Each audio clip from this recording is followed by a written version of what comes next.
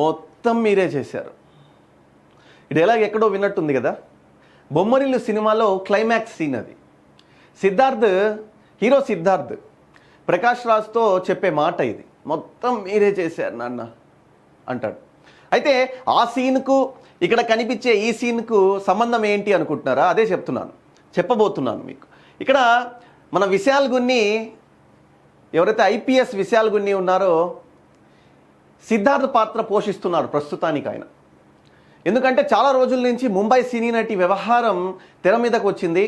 అయితే ఆమెను అన్యాయంగా తీసుకొని వచ్చి ఆంధ్రప్రదేశ్కు 40 రోజుల పాటు ఆమెను రిమాండ్కు పంపడం, 3 రోజుల పాటు ఆమె వృద్ధ తల్లిదండ్రులను తీసుకొని వచ్చి అనధికారికంగా వీటీపీఎస్ గెస్ట్ హౌస్లో ఉంచడం, ఇవన్నీ కూడా జరిగింది. మనం చాలా రోజుల నుంచి చెప్పుకుంటూ వస్తున్నాం, ఇవన్నీ విన్నాం.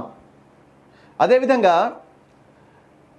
ఎవరైతే స్రవంతి రాయ్ ఒక ఇన్వెస్టిగేటివ్ ఆఫీసర్గా డీజీపీ మన ద్వారకా తిరుమలరావు గారు ఆమెని నియమించి ఆమెను ఇన్వెస్టిగేట్ చేసి పూర్తి డీటెయిల్స్ ఇవ్వండి అని చెప్పంగానే తీగ లాగితే డొంక కదిలిందన్నట్టుగా ప్రతి ఒక్క అంశం కూడా తెర మీదకి వస్తుంది. ముందుగా జత్వానీని ఆంధ్రప్రదేశ్కు తీసుకొని వచ్చి ఆమెతో ఒక స్టేట్మెంట్ తీసుకున్నారు. ఆ తర్వాత ఆమె స్టేట్మెంట్తో కదిలిన కొంతమంది చిన్న అధికారులు ఎవరైతే ఉన్నారో పోలీస్ అధికారులు అప్రూవర్లుగా మారి మొత్తం విషయం కక్కేసిన వెంటనే రంగంలోకి దిగిన పై అధికారులు కొంతమందిని, అంటే అప్పుడు ఇబ్రహీంపట్నం ఎవరైతే సిఐ ఉన్నారో సత్యనారాయణను, అదేవిధంగా అప్పటి ఏసీపీ విజయవాడ ఏసీపీ ఎవరైతే హనుమంతరావు ఉన్నారు, ఇద్దరిని కూడా సస్పెండ్ చేశారు. ఆ తర్వాత హూ ఈజ్ నెక్స్ట్ అని చెప్పి అందరూ అనుకుంటున్న నేపథ్యంలోనే 3 ఐపీఎస్ అధికారులను వెంటనే సస్పెండ్ చేసేశారు. ఎవరెవరంటే ఇక్కడ ఒకరు పిఎస్ఆర్ ఆంజనేయులు గారు డీజీ క్యాడర్ అయింది, నిఘా విభాగంలో డీజీ క్యాడర్ అయిన చీఫ్ ఆయన్ను విశాల్ గున్నిని, అదేవిధంగా కాంతి రాణా టాటా విజయవాడ సిపిగా ఉన్న కాంతి రాణా టాటా, వీళ్ళ 3 కూడా సస్పెండ్ చేశారు. అయితే ఇప్పుడు విషయం ఏంటయ్యా అంటే విశాల్ గున్ని అప్రూవల్గా మారారు. అప్రూవర్గా ఎలా మారి ఏం చేశారంటే ఆయన 3 పేజీల ఆయన స్టేట్మెంట్ రాసిచ్చారు, వివరణ రాశారు. ఆయన 3 పేజీలు అసలు ఏం జరిగింది అన్నది 3 పేజీల్లో ఆయన రాసిచ్చారు. అసలు ఏంటయ్యా 3 పేజీలు అని చెప్పి మనం ఒకసారి చూస్తే ఆయన మొదటగా చెప్పేది ఏంటంటే జనవరి 29న విశాల్ గున్నీకి ప్రమోషన్ వచ్చింది. డిఐజీగా విశాఖపట్నం రేంజ్కు ఆయన వెళ్లాల్సి ఉంది. అయితే జనవరి 31న విశాల్ గున్నీని నేరుగా సీఎంఓ ఆఫీస్కు పిలవడం జరిగింది. ఎవరు పిలిచారయ్యా అంటే పిఎస్ఆర్ ఆంజనేయులు పిలిచారంట. పిలిచి ఆయనకు ఒక ప్రాజెక్ట్ అప్పగిచ్చారు. ఏదో ప్రతిష్టాత్మకంగా తీసుకొని సక్సెస్ఫుల్గా రన్ చేయాలనుకునే ప్రాజెక్ట్ అది అనుకొని ఆయన ఆ విధంగా భావించి వాళ్ళు ఏంటంటే నువ్వు ఎలాగైనా సరే ఈ కేసు సాల్వ్ చేయాలి అని చెప్పి విశాల్ గున్నీకి ఒక ప్రాజెక్ట్ అప్పగిచ్చారంట. అదే ఆపరేషన్ ముంబై నటి జత్వానీ.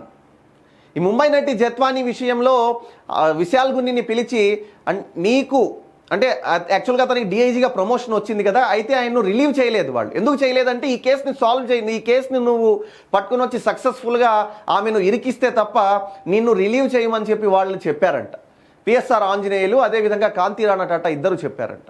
సరే, ఇంకా డిఐజీ ఎవరైతే మన విశాల్ గున్ని డీసీపీ విశాల్ గున్ని ఉన్నారో ఆ డీసీపీ విశాల్ గున్ని ఏం చేశారయ్యా అంటే ఒకటి పిఎస్ఆర్ ఆంజనేయులు ఆదేశాలు 2 ప్రమోషన్ కూడా ఇచ్చారు కదా అని చెప్పి ఆయన ఏం చేశారంటే హుటిన విమాన వేగంతో వెళ్ళి నేరుగా ఆ జత్వానీని అక్కడి నుంచి తీసుకొని వచ్చి ఇక్కడికి వచ్చి నానా హింసలు పెట్టి చిత్రహింసలు పెట్టి ఆమెను అన్యాయంగా ఇరికించేశారు ఆ కేసులో. సరే, ఇక్కడ ఇంకొక మలుపు ఏంటంటే విశాల్ గున్ని మొత్తం చెప్పుకొని వచ్చేశారు. పై అధికారుల ఆదేశాలతోనే నేను ఇది చేశాను అని చెప్పుకొని వచ్చారు. అయితే విశాల్ గున్ని ఆ 3 పేపర్ల ఏదైతే స్టేట్మెంట్ ఉందో అది, అదేవిధంగా ప్రస్తుత విజయవాడ కమిషనర్ ఎవరైతే రాజశేఖర్ గారు ఉన్నారో వీళ్ళ ఇద్దరి ఆయన ఇచ్చిన రిపోర్టు ప్లస్ ఈయన రాసిచ్చిన 3 పేపర్ల స్టేట్మెంట్ అన్నీ కలిపి డీజీపీ ద్వారకా తిరుమలరావు గారి దగ్గరికి తీసుకువెళ్తే ఆయన ఏంటంటే వెంటనే సస్పెండ్ చేయండి 3 అని చెప్పి కూడా సస్పెండ్ చేయడం జరిగింది. అయితే ఇక్కడ కీలక అంశాలు ఏంటంటే మన ఎవరైతే విశాల్ గున్ని అప్రూవర్గా మారి చెప్పిన మాటలు ఏవైతే ఉన్నాయో హూ ఈజ్ నెక్స్ట్ అని చెప్పి మళ్ళీ ఒక ఉత్కంఠ నెలకొంది. పిఎస్ఆర్ ఆంజనేయులు అని చెప్పి ఆయన చెప్పారు. మరి పిఎస్ఆర్ ఆంజనేయులకు ఎవరు చెప్పారు? పిఎస్ఆర్ ఆంజనేయులు చేయాల్సిన అవసరం ఏముంది అన్నది ఇప్పుడు నెక్స్ట్ తెలియబోతుంది. అయితే ఇవన్నీ చూస్తే జగన్మోహన్ రెడ్డి, సజ్జల ఇద్దరు కూడా ఇరుక్కోబోతున్నారా ఈ కేసులో? ఎవరిని కూడా ప్రభుత్వం ఉపేక్షించేది లేదు, వదలబోము, ఎట్టి పరిస్థితుల్లో కూడా వదలము అని చెప్పి చెప్తున్న నేపథ్యంలో హూ ఈజ్ నెక్స్ట్ అంటే జగన్మోహన్ రెడ్డి, సజ్జల, వీళ్ళిద్దరి పేర్లే వినపడుతున్నాయి. వీళ్ళిద్దరిలో ఎవరో ఖచ్చితంగా పిఎస్ఆర్ ఆంజనేయులకు డైరెక్షన్ ఇచ్చారు. ఆ డైరెక్షన్ ప్రకారమే వీళ్ళు యాక్ట్ చేసి ఎవరైతే కర్త కర్మ క్రియ మన పిఎస్ఆర్ ఆంజనేయులు గారు ఉన్నారో, కేవలం నేను నటుణ్ణి మాత్రమే, ఆయన మొత్తం డైరెక్ట్ చేసింది పిఎస్ఆర్ ఆంజనేయులే, సమర్పించింది వైఎస్ఆర్సీపీ అని చెప్పి వైఎస్ఆర్సీపీ అండ్ జగన్మోహన్ రెడ్డి అనుకో అని చెప్పి విశాల్ గున్ని మొత్తం కక్కేశారు. ఇక తీసుకెళ్ళి లోపలేయడమే లేటు. అయితే ఇక్కడ కొంతమంది బ్లూ మీడియాకు ఏదైతే వాగుతూ ఉన్నారో, మన ముఖ్యంగా ఏదైతే మేధావి జర్నలిస్ట్గా చాలామంది అభివర్ణిస్తారు మన సాక్షి ఈశ్వర్ ఎవరైతే ఉన్నారో, ఇన్ని రోజులు అతను ఏవైతే మాటలు చెప్పుకొని వచ్చారో, అనవసరంగా ఐపీఎస్ అధికారుల మీద కక్ష చేస్తున్నారు, ఐపీఎస్ అధికారులను కావాలని ఇరికించే ప్రయత్నం చేస్తున్నారు అన్న ఆ వ్యక్తులకు ఇప్పుడు విశాల్ గున్ని ఏదైతే స్టేట్మెంట్ ఇచ్చారో, ఈ స్టేట్మెంట్ను బట్టి ఏం అర్థమై ఉంటుంది? అతను ఏం మాట్లాడగలడు? మాట్లాడడానికి ఏముంది? సరే, ఇప్పటికైనా వాళ్ళు అర్థం చేసుకుంటారని చెప్పి మనం ఆశిద్దాం.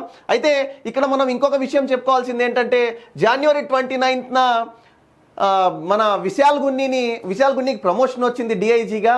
అయితే ఆయన యాక్చువల్గా అయితే 2-3 డేస్లో వెళ్ళిపోదాం అనుకున్నాడంట. కానీ వీళ్ళు పిలిచి రిలీవ్ చేయము, నువ్వు ఈ కేసు సక్సెస్ చేస్తేనే నిన్ను రిలీవ్ చేస్తామని చెప్పడంతో ఆయన ఈ కేసులో ఇన్వాల్వ్ అయ్యారంట.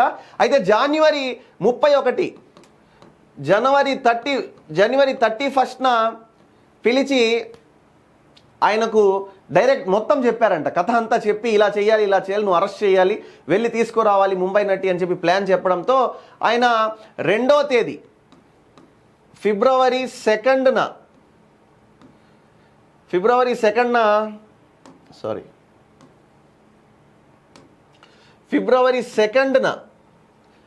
ఆయన హుటాహుటిన బయలుదేరి వెళ్ళారు. ఎఫ్ఐఆర్ బుక్ చేసి, కేవలం ఎఫ్ఐఆర్ బుక్ చేసిన 2-3 గంటల్లోనే వెళ్ళిపోయారు ఆయన. అయితే ఇక్కడ ఫిబ్రవరి 2న ఎఫ్ఐఆర్ అయితే February 1 టికెట్స్ బుక్ చేశారు. ఇదే ఇక్కడ కీలకం. ఆయన దొరికిపోయింది వీళ్ళు ఎక్కడంటే, February 2న ఎఫ్ఐఆర్ అయితే February 1న టికెట్స్ బుక్ చేయడం అయింది. అయితే అది పైన సీఎంఓ నుంచే టికెట్స్ బుక్ అయ్యాయని చెప్పి కూడా విశాల్ గున్ని చెప్పారు. ఆయన 3 పేజీల ఏదైతే ఆ పెద్ద మొత్తం వివరణ ఏదైతే జరిగినట్టు మొత్తం ఎప్పుడైతే రాసిచ్చారో, ఆ రాసివ్వడంతో అలర్ట్ అయిన అధికారులు 3 కూడా సస్పెండ్ చేశారు. నెక్స్ట్ హూ ఈజ్ నెక్స్ట్ అన్న అంశం ఇప్పుడు తెర మీదకి వచ్చింది. నెక్స్ట్ జగన్మోహన్ రెడ్డి లేదా సజ్జల రామకృష్ణారెడ్డి వీళ్ళలో ఎవరో ఒకరు ఖచ్చితంగా అరెస్ట్ కాబోతున్నారన్నది కూడా మనకు అర్థమయ్యే విషయం.